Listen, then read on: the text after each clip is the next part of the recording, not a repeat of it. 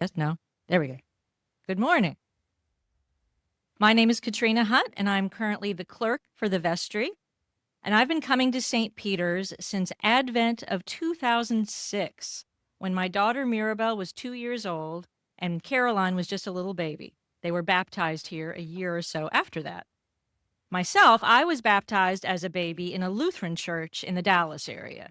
After my parents divorced and my mom married my stepdad, John, she and I became Episcopalians like him when I was about 12. Back then, we belonged to St. Paul's Episcopal Church in Gainesville, Texas, a pretty small town about 40 minutes from our hometown of Denton. I was confirmed there and I became an acolyte. At St. Paul's, acolytes got to ring the Sanctus bells, which was cool. But otherwise, much of the service was very much the same as ours, including our post-communion prayer. A prayer which I might point out we are not using right now as we focus for the moment on the prayer about telling out our souls, making our pledges and promises for the coming year. I have now made my pledge and hope you will do likewise, giving whatever treasure or talent brings you joy to share. But I bring up that usual post-communion prayer for a reason. In Texas, going out for lunch after church is a revered practice, no matter your religious affiliation. Lunch after church is holier, more righteous somehow than brunch. And back in Little Gainesville, we would often go for lunch at a barbecue place called Metzler's, located in an even smaller town called Lindsay. Lunch there meant brisket, beans, and slaw. And when you sat down at Metzler's, instead of bringing out bread or chips and salsa, they would bring you this little paper tray of cold, hard-boiled eggs, which actually paired fantastically with the cold can of Coke I would have just ordered. I only tell all this because on any given Sunday at St. Paul's when I was a teenager, as soon as we got to the part of that post-communion prayer where we said, "Send us now into the world in peace," there was always that feeling of being renewed. But hearing and saying those words, I also knew I was now getting very close to that can of Coke and that hard-boiled egg.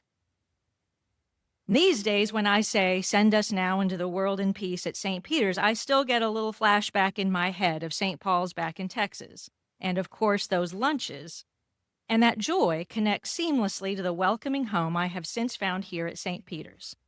Goodbye, brisket. Hello, VG donut. A few years after I came here, my mom and John moved from Texas to San Diego, and St. Peter's became John's church home too. He loved sitting in the north transept for services and coming to the parish hall for Wednesday night soup suppers. My whole family appreciated how members of St. Peter's brought him communion during his last couple years in nursing care. This community has also helped me raise my two daughters into the great people that I feel they are today. Mirabelle is in her senior year at UC Santa Cruz and Caroline in her second year at Berkeley. When we lost their dad to alcoholism several years ago, St. Peter's was already a place where they felt safe and valued, a wider family home. They walked the catwalk at thrift shop fashion shows. They called numbers at bingo nights and dressed up as angels, barnyard animals, and wise people for Christmas pageants. I thank everyone here for being a part of that for them. They were also among the first junior ushers at St. Peter's. Elementary school-age Mirabelle was so excited to join that she insisted we go to the thrift shop to find her a kid-sized blazer because she wanted to blend in with the grown-up ushers. And they found a new level of spiritual growth when they went on their pilgrimage to Alaska, an experience that Caroline wrote about in a college application the next year because it was so meaningful to her. And for me, I'm always proud to tell my friends in the larger community how special and welcoming St. Peter's is.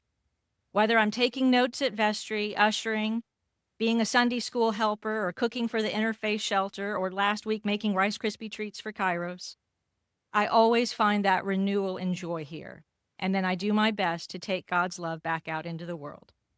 Or to put it another way, send us now into the world in peace. Thank you.